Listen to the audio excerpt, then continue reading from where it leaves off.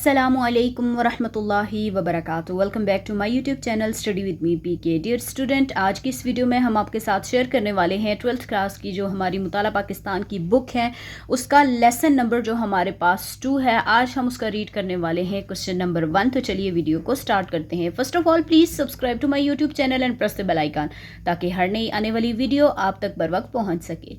चलिए स्टार्ट करते हैं।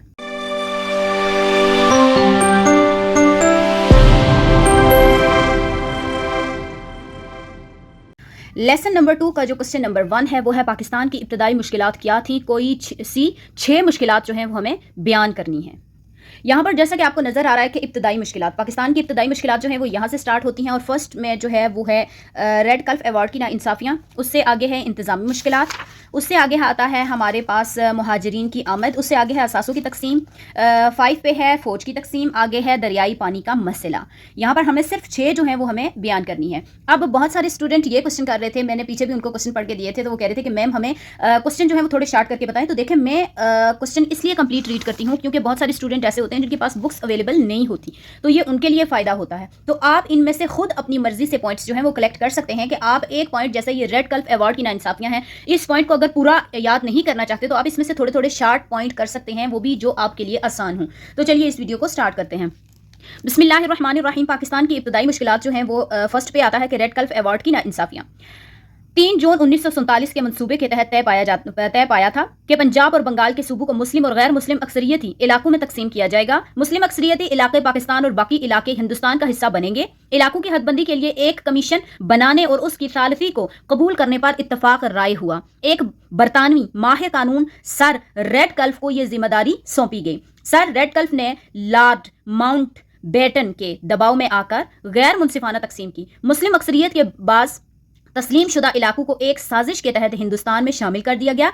आबादी के मुताबिक तय पाने वाले नक्शे और उस पर खींची गई लकीर को बदल दिया गया। इस अमर का एतराफ़ रेड कल्फ के प्राइवेट सेक्रेटरी ने किया और अब तो ये एक तारीखी हकीकत मानी जा चुकी है कि नाइंसाफ़ी करते हुए बाज़ अहम इलाकों से पाकिस्तान को महरूम कर दिया गया। बाज़ गवार्द असपूर की तीन तहसीलें गवार्द असपूर, पठानकोट और पटाला के अलावा ज़िला फ़िरोज़पुर की तहसील ज़ीरा और बाज़ दूसरे इलाके हिंदुस्तान को सौंप दिए गए।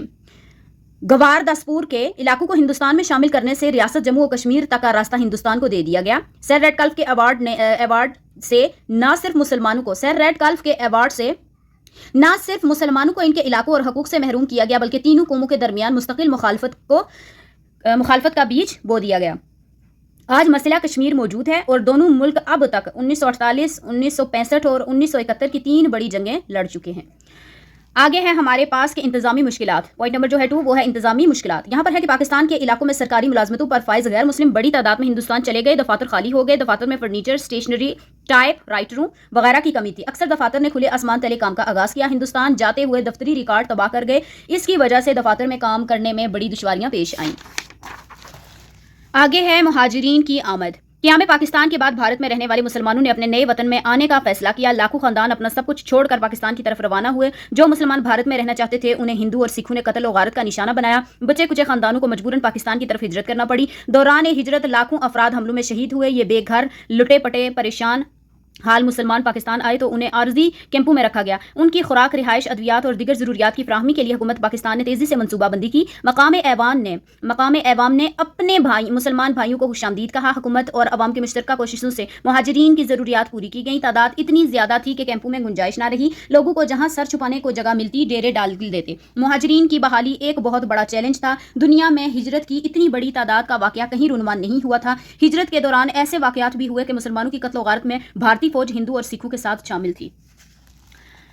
आगे है पॉइंट नंबर 4 के असासों की तकसीम। बरे-सगीर की तकसीम के बाद असासों की पाकिस्तान और भारत में मुतनासिब तकसीम इंसाफ का तकाजा था, लेकिन यहाँ भी भारतीय हुक्मरानों ने नाइंसाफ़ी से काम लिया। वो बहाने से पाकिस्तान को उसका हिस्सा देने से गुरेज करते रहे। वो पाकिस्तान की माईशत को तबाह करने के लिए हर मुमकिन हरबे इस्तेमाल कर रहे थे। उन्होंने पाकिस्तान के हिस्से के असासे रोक लिए। मुतहदा बरे-सगीर के रिजर्व बैंक میں تقسیم کے وقت 4 بلین روپے جمع تھے. یہ رقم دونوں ممالک میں بانٹی جانی تھی. تناسب کے لحاظ سے پاکستان کا حصہ 750 ملین روپے تھا. یہ حصہ دینے پر بھارت آمادہ نہیں تھا. پاکستان کی طرف سے مسلسل مطالبے اور بین الاقوامی سطح پر اپنی ساکھ قائم رکھنے کی مجبوری کی وجہ سے بھارت نے ایک قسط میں 200 ملین روپے دیے. باقی رقم کو روک لیا گیا. بھارتی وزیر پٹیل نے پاکستان کو کہا کہ وہ کشمیر پر بھارت کا حق تسلیم کر لے تو ساری رقم ادا کر دی جائے گی. پاکستان نے سودے بازی نہ کی. ادھر گاندھی کو بین الاقوامی برادری میں شرمندہ ہونے کا خوف تھا. اس نے ساری رقم پاکستان کو ادا کرنے کو کہا. مجبوراً 500 ملین روپے کی ایک قسط پاکستان کے حوالے کی گئی. بقایا 50 ملین روپے ابھی تک بھارت کے واجب الادا ہیں. اس حوالے سے نومبر 1947 میں دلی میں دونوں ممالک کے نمائندوں کی میٹنگ بھی ہوئی جس میں معاہدہ ہوا اور دونوں ممالک نے معاہدے کی توثیق بھی کر دی, لیکن معاہدے پر عمل درآمد ابھی تک نہیں ہو سکا. آگے ہے کہ فوج کی تقسیم. یہ ضروری تھا کہ برصغیر کی تقسیم کے بعد فوجی اثاثوں کو دونوں نئے ممالک میں تناسب کے مطابق تقسیم کر دیا جاتا, لیکن اس معاملے میں بھی انصاف سے کام نہ لیا گیا.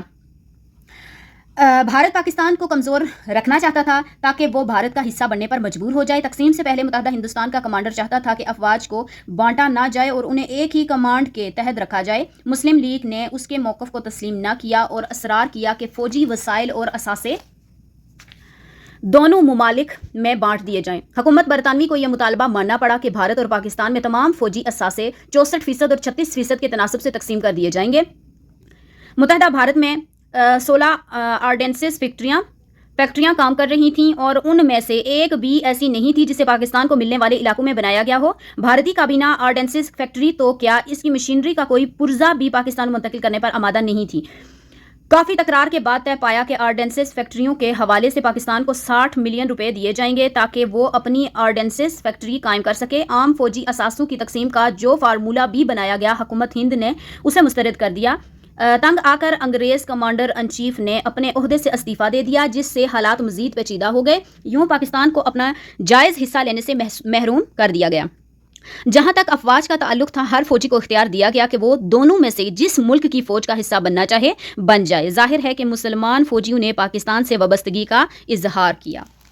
آگے ہے ہمارے پاس لاسٹ پوائنٹ, دریائی پانی کا مسئلہ.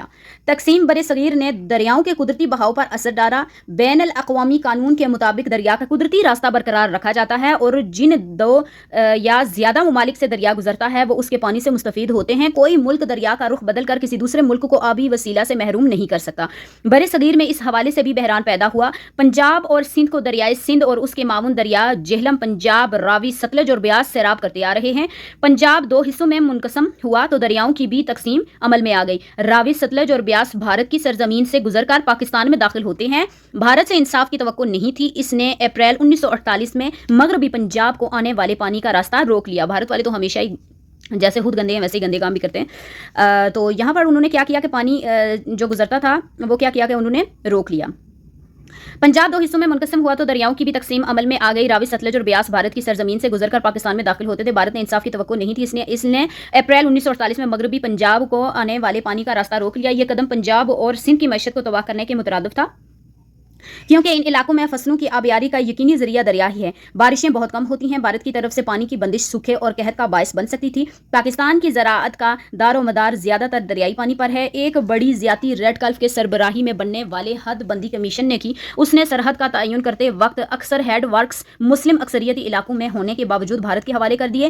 یہ سازش پاکستانی زراعت اور معیشت کی تباہی کا سبب بن سکتی تھی. بھارت نے دریائے ستلج پر ڈیم بنانے کا فیصلہ کیا تو پاکستان نے سخت احتجاج کیا. اگر بند بنتا تو تباہی اور قحط کا سامنا کرنا پڑتا. اس لیے عالمی برادری کو اپنے مسئلے سے آگاہ کیا گیا. عالمی بینک نے صورت احوال کا جائزہ لے کر پاکستان کی مدد کا اعلان کیا. کثیر رقم مختص کی گئی اور کافی غور و فکر کے بعد عالمی بینک کی مدد سے دونوں ممالک میں ایک معاہدہ سندھ طاس طے پا گیا.